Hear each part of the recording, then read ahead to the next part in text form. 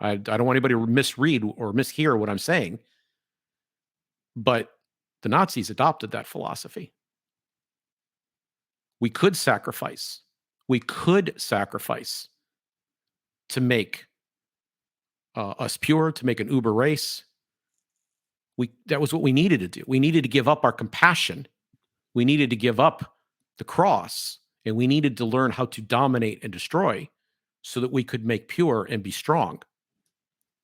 That was the logical outcome of this approach, this Oedipus-like this pagan approach. Yeah. So religion is inevitable. It shows up. The Nazi Party is a very religious institution. And religion shows up elsewhere too throughout our culture. It shows up in, claims like follow the science. The people in the lab coats know everything. It shows up in our constant appeals to the state, our supplications and prayers that, please, people call it lobbying, but it's prayer. Please do what we want, and then our world will be better. We have the plan. The very concept of ideology. I don't have an ideology. I want to be clear. I talk about politics all the time. I talk about policy all the time. I don't have an ideology. An ideology means I've got a plan for you. I know what the world should look like. I can make the world in my image, and it'll be better. This is playing God. And we get together with other people and we play God. These are religious behaviors inherently. And they lead to violence. So I'm a little uncomfortable with the way Girard used that word religion in that context there, but the general point he was trying to make is sound. That when people lose their religion, when they walk away from the traditional ones, they go for another one.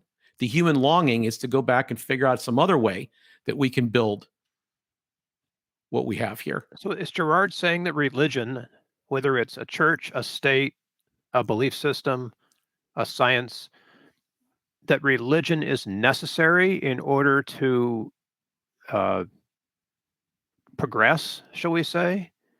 Or is he offering us any direction forward? If he were here, he would divide it up in the following way. He would say that you're either going to choose a mythological religion or you're going to choose the biblical one. And the biblical one's a very narrow path. It's one thing. It's the end of sacrifice. It is a case where the victims are innocent and the violence is collective. It's the mob, where we baptize in the myth. We baptize the community. The state is right. Our religion is right. They're allowed to engage in violence because the victims themselves have caused all the trouble. And I am asking people to be open and aware of the differences between the mythology and the biblical version. And I will tell you that the hallmark that shows up again and again is a new sacrifice needs to be made. More humans need to be fed into the machine.